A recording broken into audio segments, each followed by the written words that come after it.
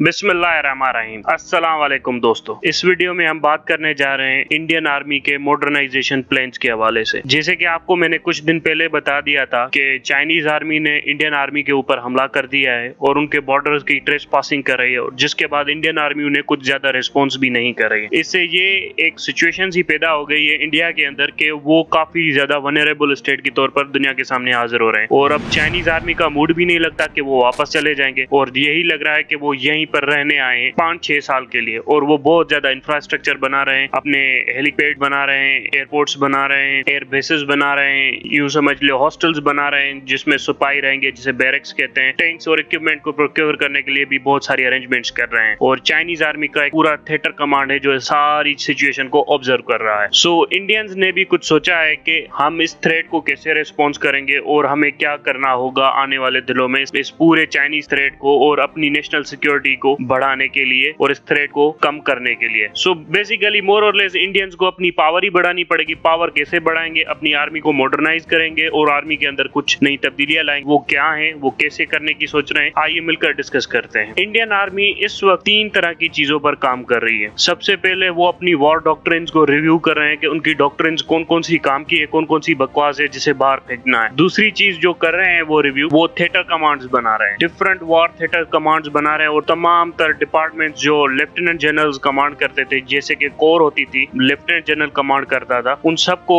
Synchronise कर रहे हैं और एक कमांड या कुछ 5 मुख्तलिफ कमांडों के अंदर लाने की कोशिश कर रहे हैं, जिसे वो थिएटर कमांड कहते हैं। यानी लेफ्टिनेंट जनरल अब कोर को कमांड तो करेगा, लेकिन वो उसके ऊपर भी एक डायरेक्ट कमांड होगा। उसे आर्मी चीफ नहीं कहेंगे, उसे आप कहेंगे एक और समझ ले वहां का रीजनल कमांडर होगा जो उसको कमांड करेगा, और आर्मी चीफ उन रीजनल कमांडर्स के ऊपर होगा। तीसरी चीज जो कर रहे हैं वो इंडियन अपनी मॉडर्नाइजेशन में, वो तमाम तरह इक्विपमेंट्स या वॉरफेयर इक्विपमेंट लड़ने के लिए मैकेनिक्स या armoured vehicles, parachute, ammunition, rifles बनाने की जितनी भी फैक्ट्रीज थी, उन सब को ऊपर एक बोर्ड बना हुआ था। उस बोर्ड को खत्म करके एक नया बोर्ड लाने की कोशिश कर रहे हैं, और मेरे ख्याल में 41 की कंपनी उनकी फैक्ट्रियां थी जो बनाती थी, उन सबको अब एक PSU बनाकर चलाने की कोशिश कर रहे हैं। उससे क्या होगा उसके बारे में भी डिस्कस करते हैं। आइए इन सारी चीजों को मिलकर 1 बाय 1 डिस्कस करते हैं। सबसे पहले आते हैं इंडियन ऑपरेशनल डॉक्ट्रिन, जो इंडिया ने बड़े अरसे के बाद बनाई हुई है, जो इंडिया की ट्रूप्स मोबिलाइजेशन और ऑफेंसिव और डिफेंसिव स्ट्रेटेजीज के हवाले से बताती थी। इंडिया ने 1965 और 65 से पहले, 71 से पहले ये डॉक्ट्रिन पे चल रहा था इंडिया के, इंडिया पहले कभी ऑफेंस नहीं करेगा, इंडिया के ऊपर हमला होगा, इंडियन आर्मी उस अटैक को एब्जॉर्ब करेगी और उसके बाद इंडिया उसको जवाबी कार्रवाई करेगा। मतलब इंडिया अपने आप को ये समझ रहा था कि हम इतने बड़े पावर हैं। बेसिकली वो अपनी ज्योग्राफी के हवाले से यही समझ रहे थे कि वो इतने ताकतवर हैं कि अटैक को एब्जॉर्ब करेंगे, एब्जॉर्ब करने के बाद वो रिस्पॉन्ड करेंगे। इसे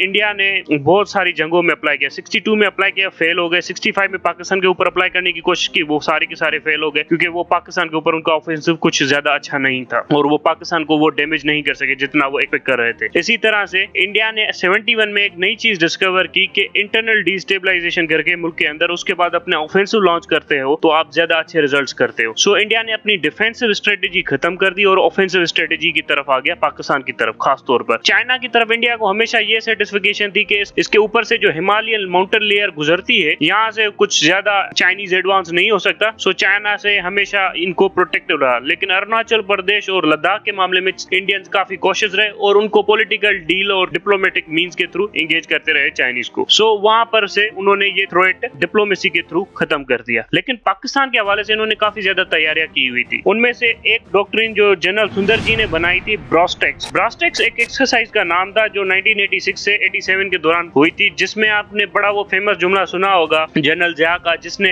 राजीव गांधी को ये धमकी दी थी कि अगर आपने फौजें मेरे बॉर्डर से ना हटाई तो फिर दुनिया में 2 मुल्क तो नहीं रहेंगे। मतलब जनरल जिया एटॉमिक वॉर की धमकी दे रहे थे राजीव गांधी को, और उसके बाद राजीव गांधी ने ये फौज हटा दी। ये ब्रॉस्टेक्स एक्सरसाइज के बारे में बात हो रही थी, और जो जनरल सुंदर जी ने बनाई थी। जनरल सुंदर जी का मकसद ये था कि बहुत जल्दी बहुत ज्यादा ट्रूप्स को पाकिस्तानी बॉर्डर्स पर मोबिलाइज किया जाए और उन्हें अचानक से पाकिस्तान पर हमला करवा दिया जाए, जिसके बाद पाकिस्तान के पास डेप्थ नहीं है और पाकिस्तान के बहुत ज्यादा एरियाज हम ऑक्यूपाई कर लेंगे, जिसके बाद पाकिस्तानी फौज के पास रिस्पॉन्स देने का स्पेस नहीं बचेगा। 87-86 के टाइम पर ये बात ठीक थी, लेकिन उसके बाद ये बात जमी नहीं, क्योंकि आज के दौर में ये ब्रॉस्टेक्स वगैरह सब बेकार है, क्योंकि नेचर बदल गई है, आइज बढ़ गई है, इलेक्ट्रॉनिक वॉरफेयर आ गए हैं, एयर पावर ज्यादा मैटर करती है, इसी तरह की चीजों की वजह से ये ब्रॉस्टेक्स वगैरह काम की नहीं है। लेकिन उस टाइम पे भी जो ब्रॉस्टेक्स हुई थी उसमें इंडिया को तकरीबन 3 से 4 हफ्ते लग गए थे पूरी ट्रूप्स को मोबिलाइज करके यहाँ पर लाने के। सो वो इतनी रैपिडनेस और जो स्विफ्टनेस वो एक्सपेक्ट कर रहे थे वो नहीं कर सके थे। फिर आते हैं जब 9/11 होता है तो इंडियंस अपनी ट्रूप्स डिप्लॉय कर देते हैं पाकिस्तान की तरफ, जिसकी वजह से हम अपनी ट्रूप्स वजीरिस्तान की तरफ नहीं भेज सकते और वजीरिस्तान में इन्फिल्ट्रेशन हो जाती है। उस ऑपरेशन का नाम था ऑपरेशन पराक्रम। वो एक स्टेलमेट था पाकिस्तान और इंडियंस के बीच में। ये आपकी दिसंबर 13 की बात हो रही है 2001 की। सो इस ऑपरेशन में भी इंडियन ने ये रियलाइज किया कि इनको फिर से 3 हफ्ते लग रहे हैं पूरी ट्रूप्स मोबिलाइज करने में। सो इंडियन जिस तरह की स्विफ्टनेस चाहते थे वो इन्हें नहीं मिल रही थी। सो इंडिया ने फिर एक और डॉक्ट्रिन बनाने की कोशिश की जो 2004 से फुली इंप्लीमेंट करना शुरू की इंडिया ने। उस डॉक्ट्रिन का नाम था cold start doctrine. Cold start अपने तौर पर एक काम की चीज थी उस वक्त के लिए, लेकिन अब ये उतनी मैटर नहीं करती क्योंकि अब जिस तरह के एम्यूनेशंस और वेपनरी आ गई है, कोल्ड स्टार्ट डॉक्ट्रिन की वो वैल्यू नहीं रही। कोल्ड स्टार्ट डॉक्ट्रिन का मकसद ये था कि एक लिमिटेड वॉर की जाए। लिमिटेड वॉर का मकसद ये था कि पाकिस्तान के न्यूक्लियर थ्रेशोल्ड को ना टच किया जाए। मतलब वॉर में एक ऐसी जगह आ जाए कि लड़ते लड़ते सच में ही लड़ पड़े, मतलब आप न्यूक्लियर वॉर पर चले गए। सो वो वॉर थ्रेशोल्ड जो इंडियन ने कैलकुलेट किया है पाकिस्तान के हवाले से वो ये है कि पाकिस्तान को मेजर मिलिट्री डिफीट हो रही होगी तब पाकिस्तान न्यूक्लियर बम चलाएगा, और दूसरा इंडियंस न्यूक्लियर बम चला रहे होंगे तब पाकिस्तान न्यूक्लियर बम चलाएगा। सो ये इंडियंस कैलकुलेशंस है और इंडियंस अजम्पशंस है जिसकी वजह से उन्होंने बनाई है कोल्ड स्टार्ट डॉक्ट्रिन। अगर वो समझते हैं कि इस दोनों में से नीचे रहा जाए तो हम पाकिस्तान के ऊपर हमला भी कर सकते हैं और पाकिस्तान को सबक भी सिखा सकते हैं, डैमेज भी कर सकते हैं, लेकिन न्यूक्लियर वॉर का खतरा भी नहीं होगा इसमें। कोल्ड स्टार्ट डॉक्ट्रिन का जो इंपोर्टेंट कंपोनेंट है वो है आईजीबीज। आईजीबीज कहते हैं इंटीग्रेटेड बैटल ग्रुप्स को। ये बहुत छोटे से ग्रुप्स होते हैं, मतलब आप समझ ले इनकी रैंक डिवीजन से कम होती है। यूं समझ ले ब्रिगेड और डिवीजन की साइज में बीच में होते हैं। ये 7000 से 8000 के दरमियान होते हैं, जबकि आपकी डिवीजन 12000 से और उसके ऊपर होती है। सो 7000 के करीब होते हैं और मेजर जनरल इन्हें कमांड करता है। मेजर जनरल नॉर्मली तौर पर एक डिवीजन को ही कमांड कर रहा होता है, पर इसमें यह खास बात होगी कि इसमें आर्टिलरी, टैंक, इन्फेंट्री, मैकेनाइज्ड और हेलीकॉप्टर और एयर पावर सब एक ही पैकेज में आपको मिल जाएगा। मतलब ये नहीं होगा कि आप आर्टिलरी का इंतजार करेंगे, आप टैंक्स का इंतजार करेंगे, आप इन्फेंट्री का इंतजार करेंगे, सब कुछ एक ही सेटअप में मिल जाएगा जिससे आप बहुत ज्यादा ऑफेंसिव हो सकते हैं। कोल्ड स्टार्ट डॉक्ट्रिन के मुताबिक इनको 12 आईजीबीज बनानी थी पाकिस्तान के बॉर्डर के ऊपर। मतलब इन्होंने 12 स्ट्राइक ग्रुप बनाने थे पाकिस्तान के लिए, और उनका मकसद ये था कि पाकिस्तान के अंदर जल्दी से जल्दी घुसा जाए और पाकिस्तान को डैमेज किया जाए और उसके बाद वापस चला जाए, यहाँ पाकिस्तान के एक छोटे मोटे से एरिया पे कब्जा किया जाए, जिससे पाकिस्तान को काफी एम्बेरसमेंट फेस करनी पड़े मिलिट्री पॉइंट ऑफ व्यू से। और उसके बाद वो जो डिफेंसिव कोर्स हैं वो आके वहाँ की सिक्योरिटी संभाले, जिसके बाद पाकिस्तान अपना काउंटर अटैक उनके ऊपर करे और आईजीबीज महफूज रहे पाकिस्तान के काउंटर अटैक से। ये ऑन पेपर बड़ी अच्छी थ्योरी है, लेकिन ये इतनी कामयाब थ्योरी नहीं है, क्योंकि आईजीबीज अगर आप 7000 या 8000 की ट्रूप्स की मोबिलाइजेशन करते हो, या फॉर एग्जाम्पल आप एट ए टाइम पे 4 से 5 आईजीबी से एक ही सेक्टर पे हमला करते हो, मतलब आप समझ लो 40,000 की स्ट्रेंथ से एक ही सेक्टर पे हमला करते हो, तो आप सक्सेसफुल हो सकते हो, लेकिन पाकिस्तान का काउंटर अटैक इससे भी ज्यादा खतरनाक हो सकता है। सो ये स्ट्रेटेजी भी काफी ज्यादा कामयाब नहीं रही। ये जनरल बिपिन रावत की स्ट्रेटेजी थी जो अब सीडीएस बना हुआ है, लेकिन वो इतनी ज्यादा कामयाब नहीं होगी। और इंडिया ने भी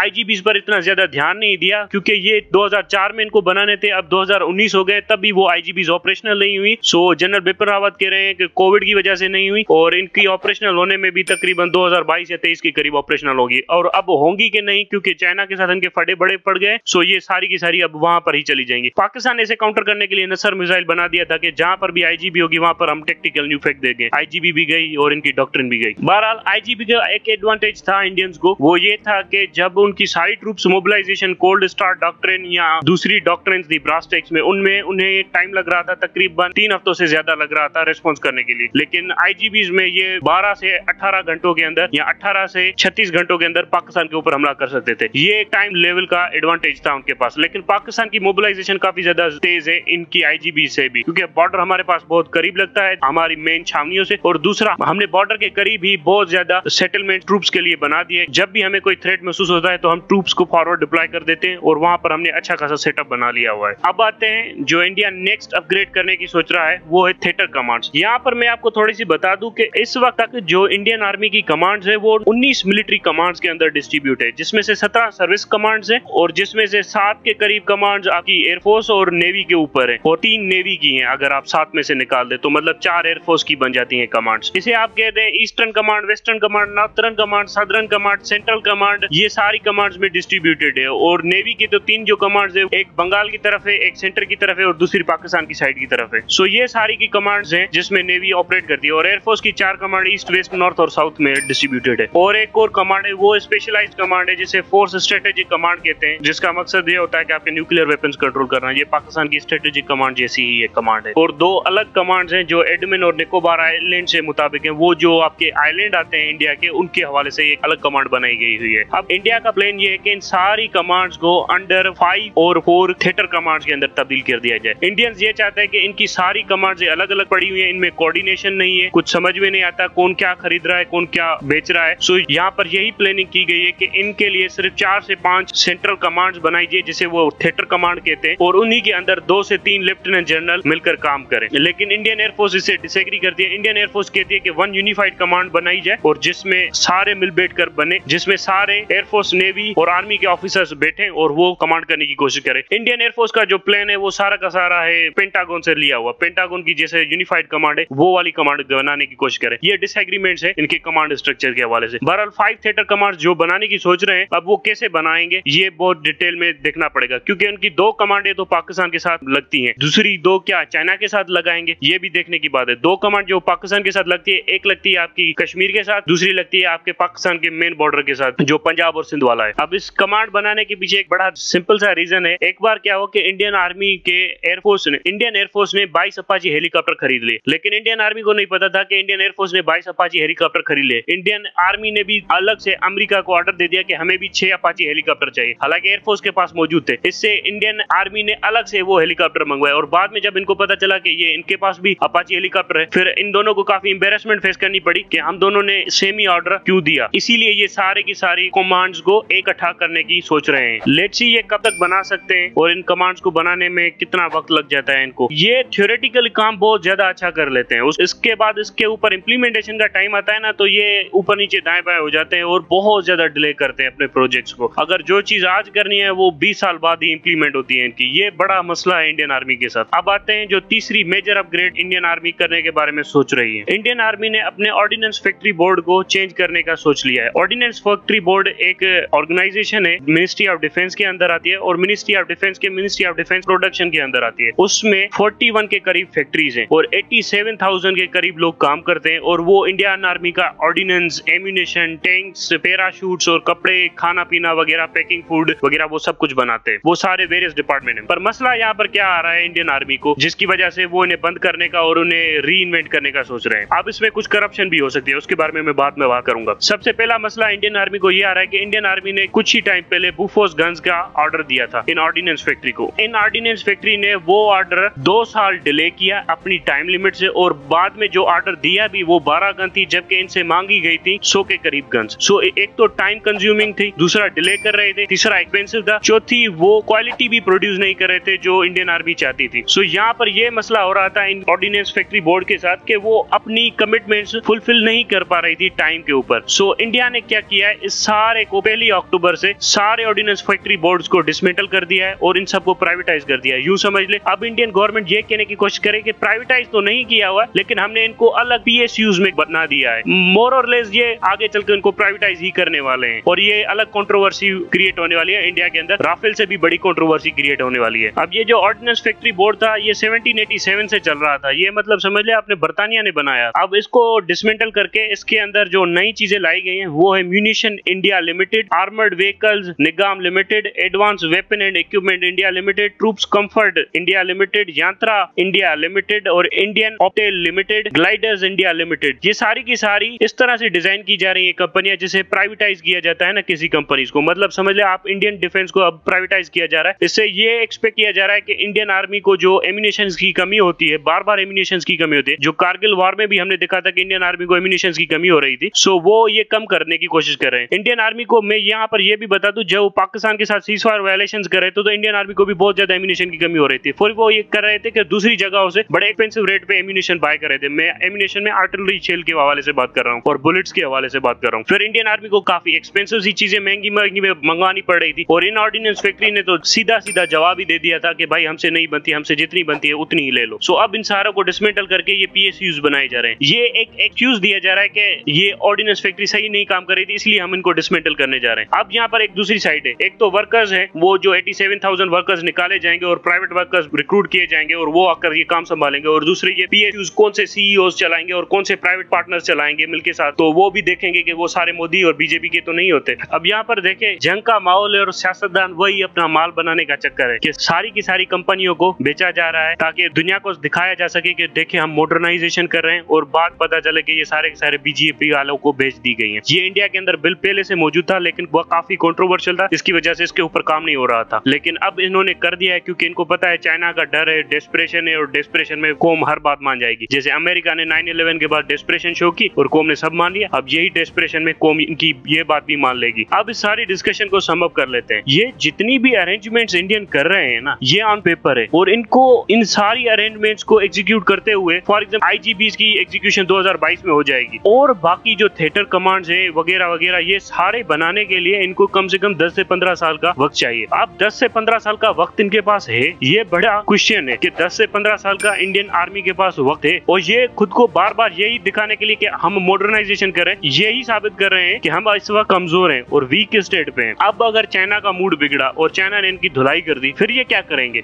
अब जो सिचुएशंस है काफी क्रिटिकल है, और मैं आप पर छोड़ता हूँ कि इंडियन आर्मी ये मॉडर्नाइजेशन कर सकेगी, टाइम पर नहीं कर सकेगी, क्योंकि इन्होंने बहुत ज्यादा प्लान बनाए होते हैं, हर बार बनाते हैं, बहुत ज्यादा लंबे लंबे प्लान बनाते हैं और एग्जीक्यूट एक भी नहीं कर पाते। Thank you very much.